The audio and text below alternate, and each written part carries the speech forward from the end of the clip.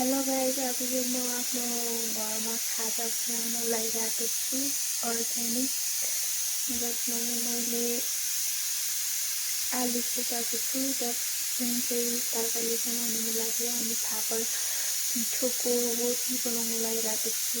त्यसैले आज त म घरमा यतिकै बसिरहेको थिएँ अनि खाजा बनाउन लागिरहेको थिएँ। यतिकै बस्नुभन्दा बरु भिडियो बनाऊँ न भनेर गाउँघरमा हुने अर्ग्यानिक फापरको पिठोको रोटी अनि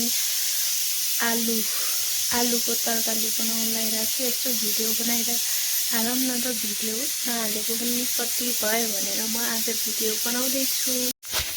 मैले चाहिँ कपाल पनि कोरेको छैन, आज जाडो छ अनि यस्तै टोपी लगाइरहेर राख्नुपर्छ, के गर्नु, जाडो छ जाडो।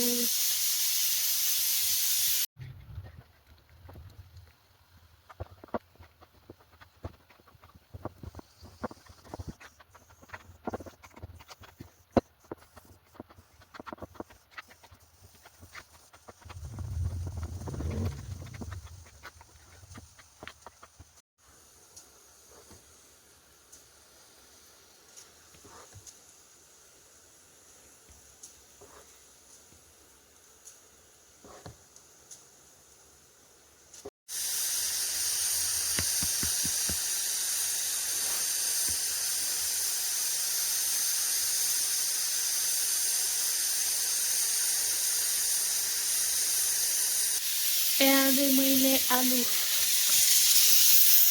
उसिन्दैछु अनि यहाँ चाहिँ के छ भने चाहिँ फापरको पिठो जुन चाहिँ मैले रोटी बनाउनको लागि रेडी बनाएर राखेको छु। इग्नोर माई हेयर, कपाल नकोरेको भएर यस्तो भइरहेछ। कपाल पनि कति गर्नु, जति गरे नि जिन्दगी हुन्छ, त्यसलाई चाहिँ लगाइछु मैले।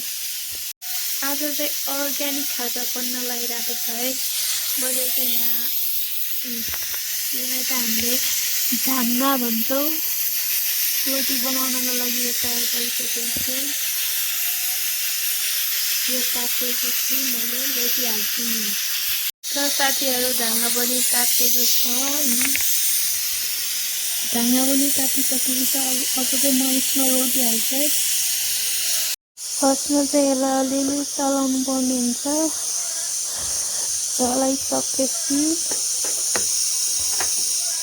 चलाइसकेपछि यसलाई यहाँबाट लगेर यहाँ हाल्नुपर्छ।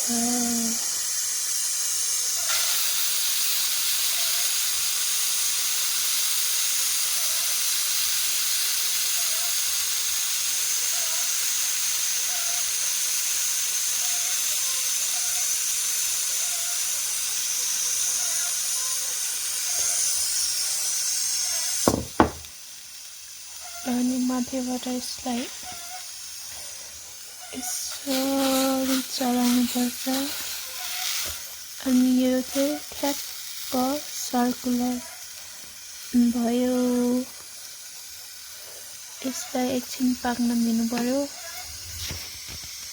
ब्याकग्राउन्ड नोइजलाई चाहिँ इग्नोर गर्नु होला।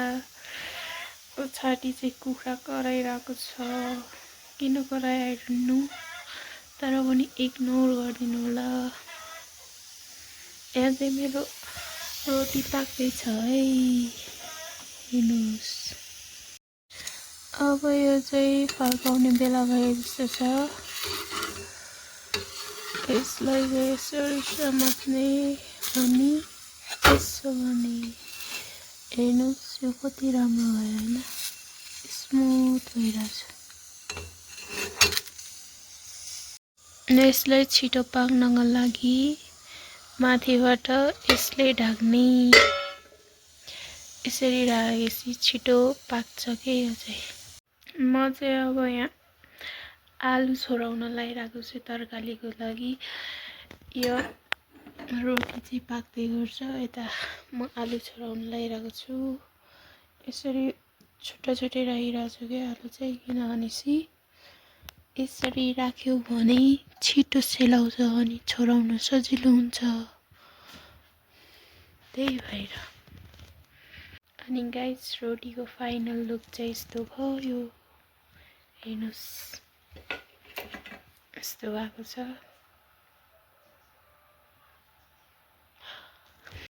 म चाहिँ यहाँ आलु छोराउँदैछु तरकारीको लागि, हेर्नु होला।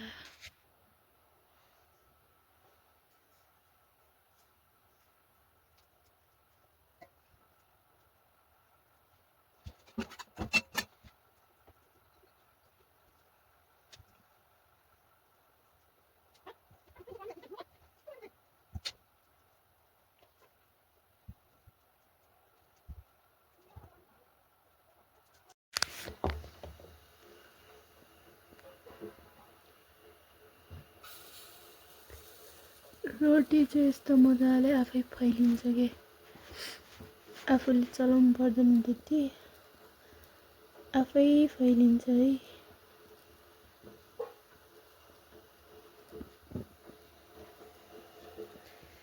लास्टमा अलिअलि चलाइदियो भयो, नत्र चलाउनु पर्दैन। यसरी चलाउने,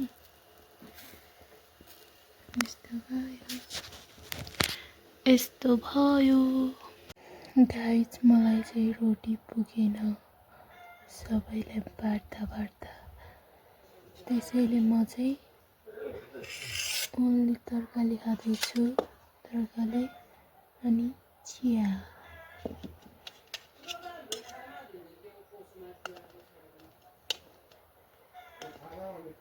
खाए त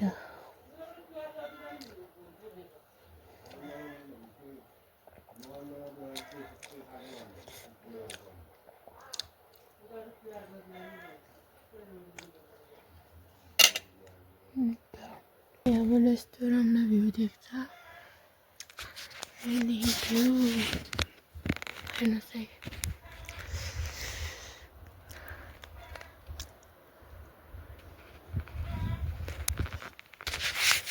मेरो प्रसादै यता बसेर खान्छु।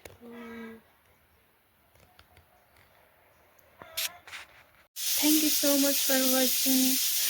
यस्तै भिडियो हेर्नको लागि माया गरिदिनु होला र लाइक, सेयर, सब्सक्राइब पनि गरिदिनु होला। Thank you so much.